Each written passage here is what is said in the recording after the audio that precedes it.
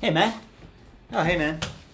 Who would you say is the greatest genius who ever lived? Leonardo da Vinci.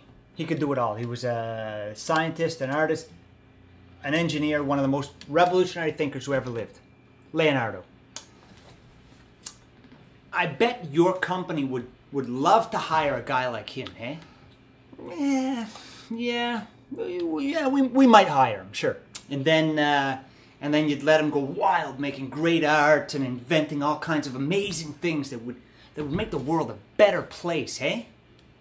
I mean, we'd be interested, of course. We'd certainly look into the pros and cons of bringing someone like that on board, but these kind of partnerships, they don't always work out so well, you know?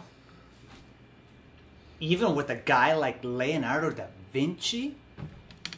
Especially with a guy like Leonardo da Vinci. Listen, I've worked with a lot of guys like that before.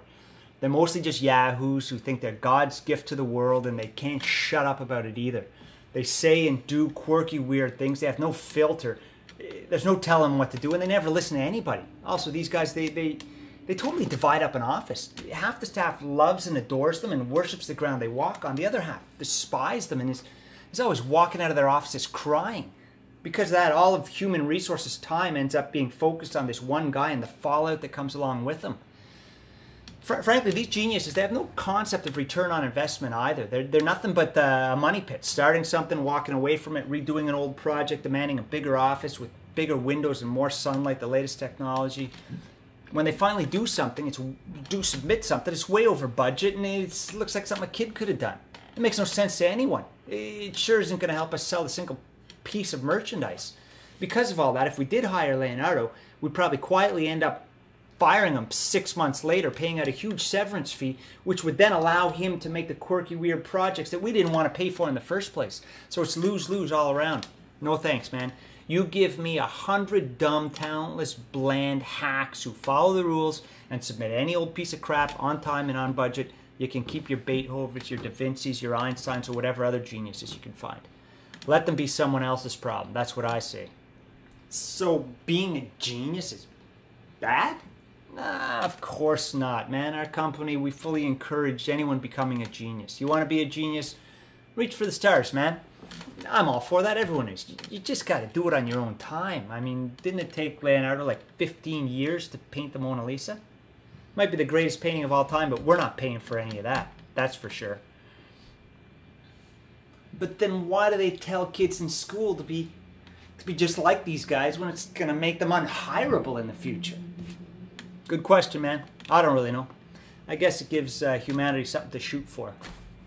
On the other hand, after these geniuses are dead, humanity doesn't have to deal with the assholes anymore, and we get to keep all the cool stuff they made. So maybe that's why. But I thought success in business is about being dynamic and exciting and always looking for the next big thing. Nope. It's about survival. Survival, then profits. Dynamism. Any company can come up with new stuff. That's easy. But you got to sell things. So you don't want to challenge or upset the customer too much. In business, you want to make something that sells, that isn't too controversial, and that keeps the lights on. And if you're really lucky, something that'll allow your board of directors to drive around in the latest BMW and get their ugly faces on the cover of every business magazine, telling the world how genius they are for having done nothing at all. And I'll tell you what, the Leonardo da Vinci's of the world are a big-time liability to all of that. So you absolutely don't want to hire geniuses. No way. I'm at the point where if I even see that tiny spark of drive or initiative cross a new recruit's eye at a job interview, I cross their names off the list, I say thank you very much, and I politely show them the door. Because I know if I hire the wrong guy and things go even slightly sideways with them, I get the guys from upstairs poking their noses in my office, wondering what went wrong, and politely warning me to please never let it happen again. No, at my company, no one's looking for geniuses. When our employees get an order, we want them to say, yes, sir, and get it done. We don't want anyone saying why.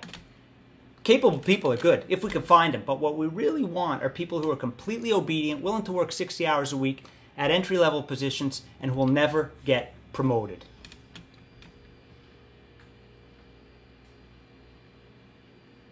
But what about Steve Jobs? They say he was a genius. Look what he did, man. He changed the world. First of all, science develops entirely on its own path, completely separate from business. So even if Steve Jobs never existed, we'd still have every crappy piece of technology Apple ever produced, except they'd just be considered regular old tools for business and not the overpriced, rebellious, disposable fashion accessory that Steve Jobs sold them to us as. Was Steve Jobs a genius? I don't know. They say he was, but the landfills and garbage dumps of the world currently groaning under the weight of billions of old iPhones and personal computers, they might have a different perspective on Jobs' legacy than the business magazines do.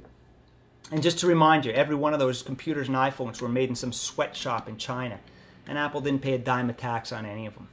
No doubt, clearly Steve Jobs was pretty clever. He had some good design ideas. He was exceptional at marketing himself and his products. He made it cool for people to use Apple, to then go on and design wonderful creations for the rest of us to enjoy. He also made a whole lot of money for a lot of people. But even all that wasn't enough to keep Steve Jobs from getting fired from the company he started. No, there's one thing I know in life, it's this. Success comes through stupidity. Not brains, not morals, not dreams, not ambition, not aspirations.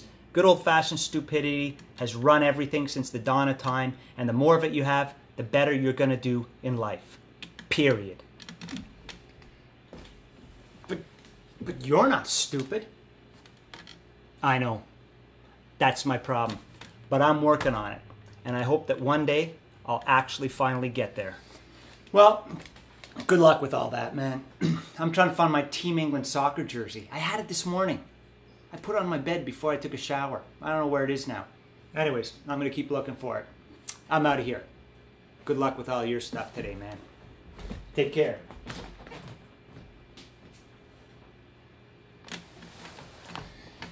There are times that I actually really envy that guy.